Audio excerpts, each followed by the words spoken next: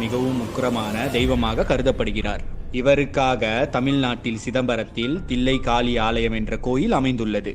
தமிழகத்தில் அமைந்துள்ள பழமையான ஆலயங்களில் இந்த தில்லை காளி கோயிலும் ஒன்றாகும்.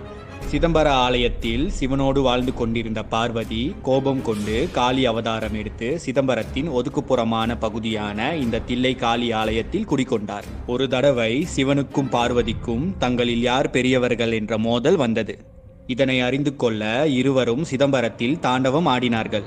பிரம்மன், விஷ்ணு மற்றும் மற்ற கடவுள்களின் முன்னிலையில் சிவனும் பார்வதியும் தங்களில் யார் பெரியவர்கள் என்று இடைவிடாமல் சிதம்பரத்தில் தாண்டவம் ஆடினார்கள். தோற்கும் தருவாயில் இருந்த சிவன் திடீரென்று ருத்ர தாண்டவத்தை ஆடினார். ருத்ர தாண்டவத்தில் சிவன் தலையின் மேலே காலை தூக்கி வைத்து ஆடினார். பெண் என்பதால் அடக்கம் மற்றும் கூச்ச சுபாவத்தின் காரணமாக சிவனைப் போல அதே மாதிரி பார்வதியால் சமமாக ஆட முடியவில்லை. தோல்வி அடைந்த பார்வதி